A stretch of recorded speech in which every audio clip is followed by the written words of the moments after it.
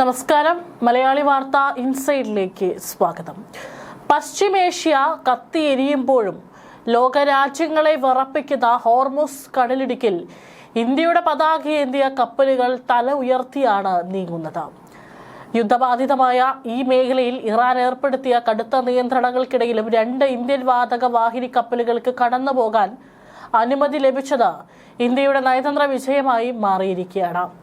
വിദേശകാര്യമന്ത്രി എസ് ജയശങ്കറിന്റെ വാക്കുകളിൽ പറഞ്ഞാൽ ഇത് ദീർഘകാല നയതന്ത്ര ഇടപെടലിന്റെ ഫലം തന്നെയാണ്.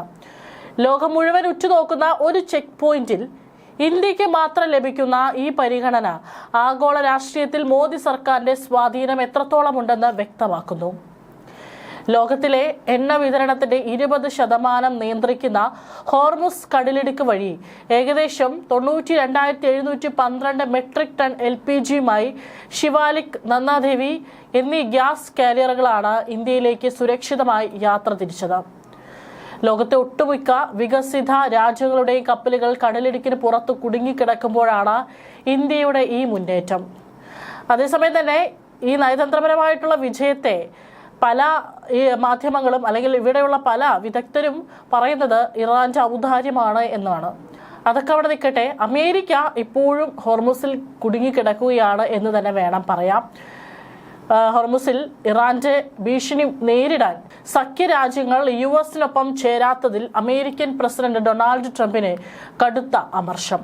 കാലങ്ങളായി US സഹായം നൽകുന്ന രാജ്യങ്ങൾ പോലും ഇപ്പോൾ മുഖം തിരിച്ചതാണ് ട്രംപിനെ കുഴപ്പിക്കുന്നത്.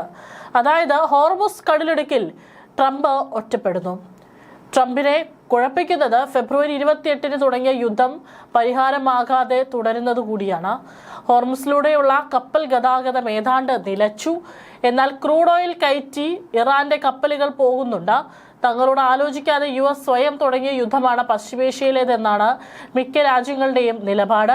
അതുകൊണ്ട് തന്നെയാണ് ഇപ്പോൾ US-നൊപ്പം നിൽക്കാൻ മറ്റുള്ള രാജ്യങ്ങളും മടിക്കുന്നത്. യുദ്ധത്തിൽ നേരിട്ട് പങ്കെടുത്തില്ലെങ്കിലും പല രാജ്യങ്ങളും ഇതിന്റെ തിക്തഫലങ്ങൾ അനുഭവിക്കുകയാണ്. ക്രൂഡ് ഓയിൽ വില വർദ്ധിച്ചത് രാജ്യങ്ങളുടെ സാമ്പത്തിക വളർച്ച കുറച്ചു. പണപ്പെരുപ്പ ഭീഷണിയുമുണ്ട്. നിലവിലെ സാഹചര്യത്തിൽ ഹോർമുസിലേക്ക് പടക്കപ്പലുകൾ അയക്കാനുള്ള തീരുമാനമില്ലെന്നും ജർമ്മനി, സ്പെയിൻ, ഇറ്റലി തുടങ്ങിയ രാജ്യങ്ങൾ അറിയിച്ചിട്ടുണ്ട്.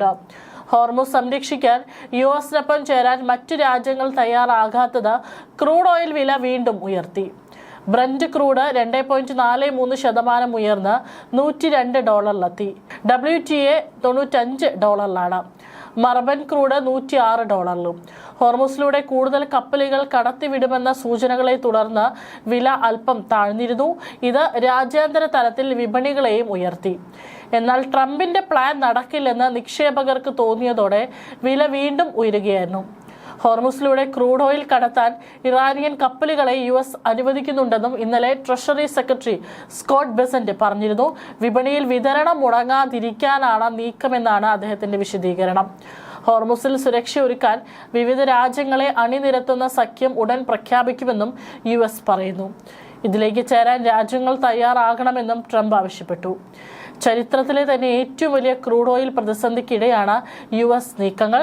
നാവികസേനയുടെ അകമ്പടിയും ഉയർന്ന ഇൻഷുറൻസ് തുകയും വാഗ്ദാനം ചെയ്തിട്ടും ഇറാന്റെ അനുമതിയില്ലാതെ ഹോർമുസിലൂടെ സഞ്ചരിക്കാൻ കപ്പലുകൾ തയ്യാറാകുന്നില്ലെന്നാണ് റിപ്പോർട്ടുകൾ.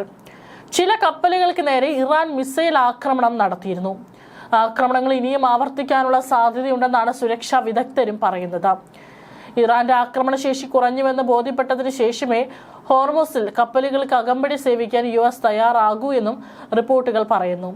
പശ്ചിമേഷ്യ പ്രതിസന്ധിക്കിടെ വമ്പൻ കുതിപ്പുമായി ഇന്ത്യൻ ഓഹരി വിപണി. ഇരു സൂചികകളും 1% നേട്ടത്തിലായി. 3 ദിവസത്തെ തുടർച്ചയായ നഷ്ടത്തിന് ശേഷമാണ് തിരിച്ചുവരവ്. നേട്ടത്തോടെ വ്യാപാരം തുടങ്ങിയ വിപണി പിന്നീട് ചാഞ്ചാട്ടത്തിലായിരുന്നു. എന്നാൽ ഉച്ചയ്ക്ക് ശേഷം വിപണി വലിയ നേട്ടത്തിലേക്ക് കുതിച്ചു. ബാങ്കിംഗ്, ഓട്ടോമൊബൈൽ തുടങ്ങിയ സെക്ടറുകളിൽ വാല്യൂ ബൈയിങ് ശക്തമായാണ് വിപണിക്ക് നേട്ടമായത്.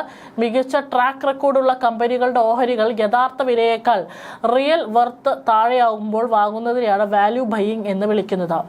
ഇറാനുമായുള്ള യുദ്ധത്തിന്റെ ഭാഗമായി US ചെങ്കടലിൽ വിന്യസിച്ച USS ജെറാൾഡ് ഫോർഡിലെ തീപിടുത്തം 30 മണിക്കൂറിലേറെ നീണ്ടുനിന്നു എന്നുള്ള റിപ്പോർട്ടുകളും പുറത്തു വരുന്നുണ്ട്. US മാധ്യമമായ ന്യൂയോർക്ക് ടൈംസ് ആണ് ഇക്കാര്യം റിപ്പോർട്ട് ചെയ്തിരിക്കുന്നത്. മണിക്കൂറുകൾ നീണ്ട തീപിടുത്തം മൂലം കപ്പലിലുണ്ടായിരുന്ന ഡസൻ കണക്കിന് സൈനികർക്ക് പുക ശ്വസിച്ചതിനെ തുടർന്ന് പ്രശ്നങ്ങൾ ഉണ്ടായതായും റിപ്പോർട്ടിൽ പറയുന്നു. അമേരിക്കയുടെ ഏറ്റവും വലിയ യുദ്ധക്കപ്പലിലെ തീപിടുത്തം കഴിഞ്ഞ ആഴ്ച നാവികസേന സ്ഥിരീകരിച്ചിരുന്നു. യുദ്ധവുമായി ബന്ധപ്പെട്ട തീപിടുത്തമല്ലെന്നും തീ നിയന്ത്രണ വിധേയമാണെന്നും US നാവികസേന അറിയിക്കുകയുണ്ടായി. 2 നാവികർക്ക് ജീവൻ അപായമില്ലാത്ത പരിക്കുകൾ പറ്റിയെന്നും അറിയിച്ചിരുന്നു. കപ്പലിലെ യുദ്ധവിമാനങ്ങളുടെ പ്രവർത്തനങ്ങളെ തീപിടുത്തം ബാധിച്ചിട്ടില്ലെന്നും ന്യൂയോർക്ക് ടൈംസ് വ്യക്തമാക്കി. കപ്പലിലെ 4500ഓളം ജീവനക്കാർക്കും എയർ വിങ്ങിനും നിലവിലുള്ള സാഹചര്യങ്ങൾ അത്ര മികച്ചതല്ലെന്നാണ് റിപ്പോർട്ട്. തീപിടുത്തത്തിൽ ഏകദേശം 600 നാവികരുടെ കിടക്കകൾ കത്തിനശിച്ചു. ലോണ്ടറി ഏരിയയിലാണ് പ്രധാനമായും തീപിടുത്തമുണ്ടായത് എന്നതുകൊണ്ട് തന്നെ വസ്ത്രങ്ങൾ അലക്കുന്നതിനും മറ്റും ബുദ്ധിമുട്ടുണ്ടാക്കുന്നുവെന്നും ന്യൂയോർക്ക് ടൈംസ് പറയുന്നു. കപ്പലിലെ ടോയ്ലറ്റുകളിലെ പ്രശ്നങ്ങളും രൂക്ഷമാണ്. തുടർച്ചയായി 10 മാസമായി USS ജെറാൾഡ് ഫോർഡ് വിന്യസിക്കപ്പെട്ടിട്ട് കഴിഞ്ഞ ജൂണിൽ വിർജീനിയയിൽ നിന്ന് പുറപ്പെട്ട ഈ വിമാനവാഹിനി കപ്പൽ അറ്റ്ലാന്റിക് കടന്ന് മെഡിറ്ററേനിയനിലേക്കും വെനസ്വേലയിലെ പ്രവർത്തനങ്ങളെ പിന്തുണയ്ക്കാൻ വീണ്ടും അറ്റ്ലാന്റിക് കടന്ന് കരീബിയനിലേക്കും ഇപ്പോൾ വീണ്ടും പശ്ചിമേഷ്യയിലേക്കും എത്തിയിരിക്കുകയാണ്. നിലവിലെ വിന്യാസം ഏപ്രിൽ പകുതിയോടെ വരെ നീണ്ടുനിന്നാൽ വിയറ്റ്നാം യുദ്ധത്തിന് ശേഷം ഒരു US വിമാനവാഹിനി കപ്പലിന്റെ ഏറ്റവും ദൈർഘ്യമേറിയ വിന്യാസമായി ഇത് കണക്കാക്കപ്പെടുമെന്ന് ന്യൂയോർക്ക് ടൈംസ് റിപ്പോർട്ട് ചെയ്തു. യുദ്ധമുഖത്തും ഈ ഒരു സാഹചര്യത്തിൽ ഇപ്പോൾ ട്രംപിനൊപ്പം മറ്റുള്ള രാജ്യങ്ങൾ നിൽക്കാതിരിക്കുന്നതും ട്രംപിനെ ഏറെ ആശയക്കുഴപ്പത്തിലാക്കുന്നുണ്ട്. പ്രത്യേകിച്ച് ഹോർമുസ് കടലിടുക്ക് കടക്കാനായിട്ട് മറ്റു രാജ്യങ്ങളുടെ സഹായം അമേരിക്കയ്ക്ക് ലഭിക്കുന്നില്ല എന്നുള്ളതാണ്. ഈ ഒരു സാഹചര്യത്തിൽ ഇന്ത്യൻ കപ്പലുകൾ മാത്രമാണ് അതുവഴി കടന്നു പോകുന്നത്. യുദ്ധമുഖത്തും ഭാരതത്തിന്റെ താൽപര്യങ്ങൾ സംരക്ഷിക്കപ്പെടുന്നു എന്നത് ഓരോ ഇന്ത്യക്കാരനും അഭിമാനിക്കാവുന്ന കാര്യമാണ്. പടിഞ്ഞാറൻ രാജ്യങ്ങൾ നയതന്ത്രപരമായി പതറുമ്പോഴും റഷ്യയുമായി ഇറാനുമായി ഒരേ സമയം ബന്ധം നിലനിർത്തിക്കൊണ്ട് സ്വന്തം രാജ്യത്തിന്റെ ഇന്ധന ആവശ്യങ്ങൾ നിറവേറ്റുന്ന ഇന്ത്യയുടെ ന്യൂ ഇന്ത്യ പോളിസി ലോകത്തിലെ തന്നെ ഒരു പുതിയ പാഠപുസ്തകമാണ്.